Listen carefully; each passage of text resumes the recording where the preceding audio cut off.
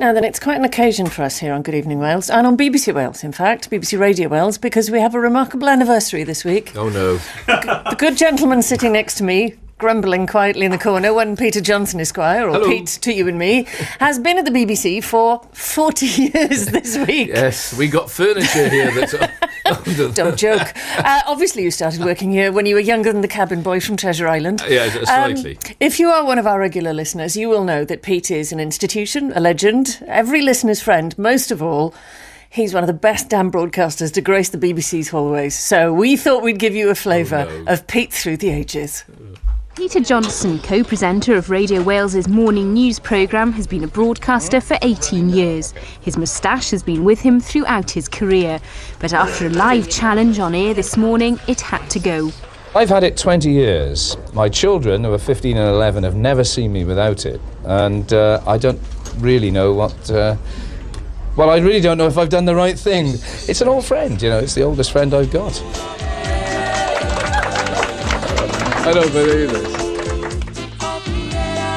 Up the count in Cardiff for us is Peter Johnson. Peter, I know that Rhodri Morgan's count is taking place there as well. What can you provide for us in terms of temperature at the moment? I know it's early. Well, it's all very cool, actually, Hugh. The problem is, I don't know if you can hear it, but behind me the returning officer is just addressing the troops. They're all lined up at the tables, they're ready to go. The ballot boxes will be open in a few minutes' time, but as it stands at the moment, they're playing things very close to their chest. Because, of course, should Ali Michael slip up, then lots of people have questions about whether or not Rhodri Morgan, after 2 unsuccessful attempts, would be called upon to lead the Welsh Labour Party in the Assembly here. Hello and welcome to an Eye on Wales special.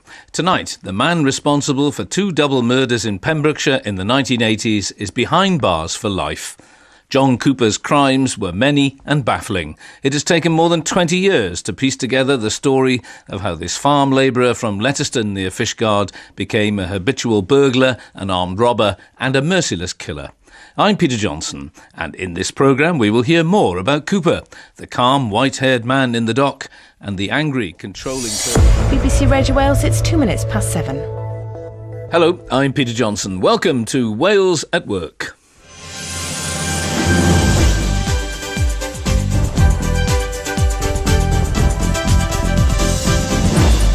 Thousands will be out on strike next Wednesday as public sector workers take industrial action.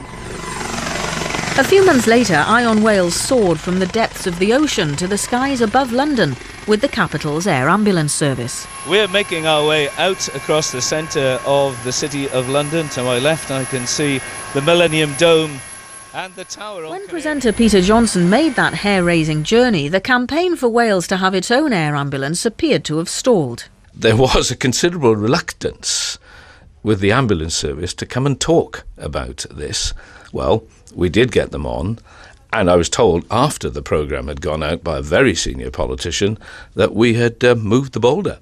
And very soon afterwards, there was a Welsh air ambulance service, which today, of course, is much bigger and is an essential part of everyday provision of the NHS. That was quite an effort and quite successful. When you made hundreds of programmes, to actually find 2 or 3 or 4 where you can demonstrate you made a difference is quite rare. Now it's time for an extended BBC Radio Wales News at 1. Peter Johnson is here live from Westminster. This is Radio Wales News at 1. Welcome to an hour-long special programme with me, Peter Johnson, live at Westminster. Over the next hour, we'll bring you the latest news and reaction on the day that the UK voted to leave the European Union. Well, in the wake of that decision, Prime Minister David Cameron has said he will resign. So here's the story so far, what some are dubbing Britain's Independence Day.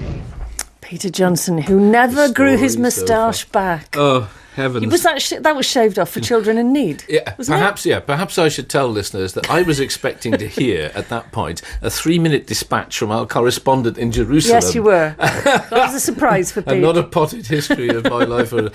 I'd just like to say thank you. I've enjoyed every minute, and it's a huge privilege to be in your living rooms and kitchens and wherever, in your car, wherever you're listening.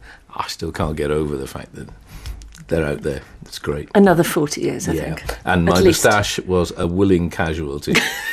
I remember that moustache. Gail Foley, if you're out there, my old partner in crime, radio wife, Gail Foley of Good Morning Wales, 1996, she rang one of the leading barbers in Cardiff and persuaded him to come up here and destroy my moustache for children in need. And the only good thing I can say about that, Foley, was that we made hundreds of pounds. Absolutely. Good for them. Peter Johnson, a legend.